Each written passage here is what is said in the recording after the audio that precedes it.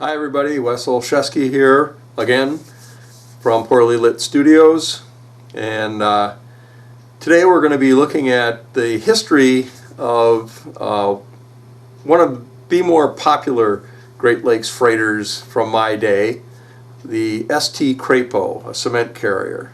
Now, along with that, I have a little story to tell. I was standing on the riverbank in Zilwaukee, Michigan, waiting for the St. Crapo to come through the famed Zilwaukee Bridge. And along with a bunch of other boat nerds, we were there and we had our cameras, we had our scanners, and as the Crapo cleared the bridge, she kicked out this burst of black smoke, black coal smoke. She was a coal burner. And as she passed us, one of the watchmen on board, standing at the bow, shouted down, "Sorry about the black smoke." And we all shouted back almost in unison, "No, we want more black smoke!" So that's the way boat nerds think. And as the boat passed us, there was some guy in the crowd that apparently was not a boat nerd. And he looked at her name and he said, "Who in the heck would name their boat the St. Crapo?" And one of the guys standing with us, I think it was the late Jim Gerger, looked over at him and said, "You're kidding, right?" And he looked at us all and went, "About what?" So let's go take a look at a vessel that's now on her way to the scrapyard, and remember the old St. Crapo. It was a dark and snowy Monday evening as I did my best to photograph the St. Crapo at Huron Cement's 6th Street dock in Carlton, Michigan. The date was December 16th, 1985, and having just gotten home from college in Florida and not seen a lakeboat since August, both the snow and the Crapo were a welcome sight for me. I took some photographs aboard her, which we'll see later in this video. For now, however, let's start at the start.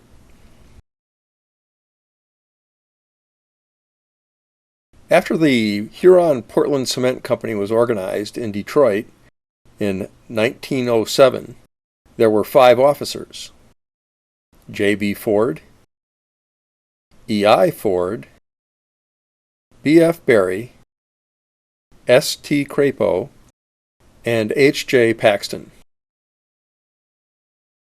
This is Mr. Stanford T. Crapo, the Secretary-Treasurer of the Huron Cement Company for 32 years until his death in 1939. The company's history book states that he was the one who came up with the idea of having bulk cement powder self-unloaded from a Great Lakes freighter. The concept was proven when the outmoded ore carrier Samuel Mitchell was converted to a self-unloading cement carrier in 1916. She was so successful that Huron ordered a new self-unloading cement boat in 1923. Built as a self-unloader from the keel up, she was the John W. Boardman. Yet demand for cement increased in the 1920s. So a second cement self-unloader was constructed from the keel up in 1927. This was a big deal in the Detroit papers. Measuring 402 feet long, 60 feet in beam, and 29 feet in depth, the St. Crapo slid down the launching ways. A crowd of more than 1,000 people watched the big splash, despite threatening thunderstorms at the time. Miss Anita Boardman, the daughter of John W. Boardman, smashed the bottle of champagne across the boat's bow. The Crapo would remain the flagship of the fleet for 3 decades, until the E.M. Ford replaced her. She had cost Huron a staggering $1,080,000 to build. That would equate to $18,383,027 in 2022. For 6 decades, the Crapo was a familiar sight around Lakes Huron, Michigan, and Erie. She often opened the season as the cement plants were starving from the winters. As a result, she was often seen threading her way up the rivers in tight channels. St. Crapo was the last coal-fired freighter on the Great Lakes by the 1990s. Yet her boilers were converted to oil by the Bay Shipping Company in Sturgeon Bay, Wisconsin in 1995. That was a disappointment to many boat nerd photographers who loved her thick black smoke. Crapo was always a favorite because she showed up so often in places that were not the normal choke points for the long-haul ore carriers. She was easy to catch with your camera. I saw her most of the time along the Saginaw River. Huron Portland Cement and National Gypsum were bought by Lafarge Cement in 1987. Inland Lakes Transportation, also known as ILT, took over the fleet in 1996. It was about then that Bay Shipbuilding of Sturgeon Bay, Wisconsin constructed the ultra-modern self-unloading cement barge that would be pushed by a tug. Named Integrity, it was owned by American Transport Leasing of Muskegon, Michigan. The barge would be pushed by the tugboat Jacqueline M. In 1996, the pair entered service on August 6th. As soon as the news broke that this barge-tug pairing was to be working for ILT, the historic Huron boats St. Crapo and E.M. Ford became excess tonnage. The St. Crapo went into layup at Cleveland, Ohio on September 4th, 1996. 1 year later, on September 9th, 1997, she was towed to Green Bay, Wisconsin for use as a cement storage vessel. At first light on September 23rd of 2022, she was towed from Green Bay and headed for the scrapyard.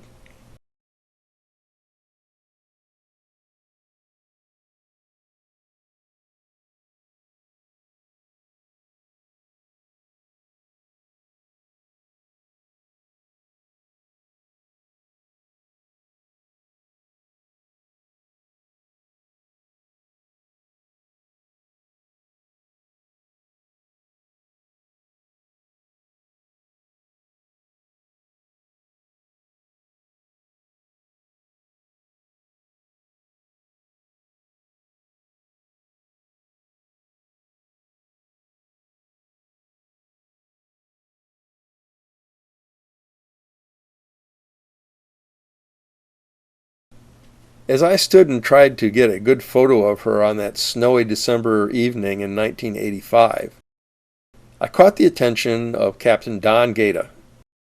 His command, the E.M. Ford, had already gone into winter quarters, and so he took a relief spot aboard the Crapo to finish the season.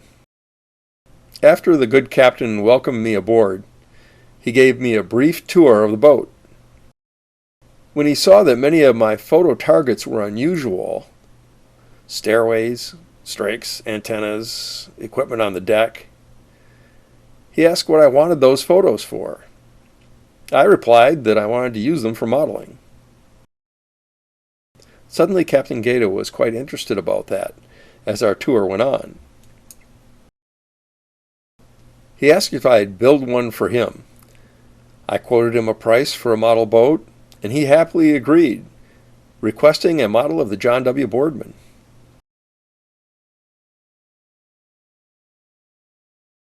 I delivered his model aboard the E.M. Ford the following summer, and he actually paid me double for what we had agreed upon.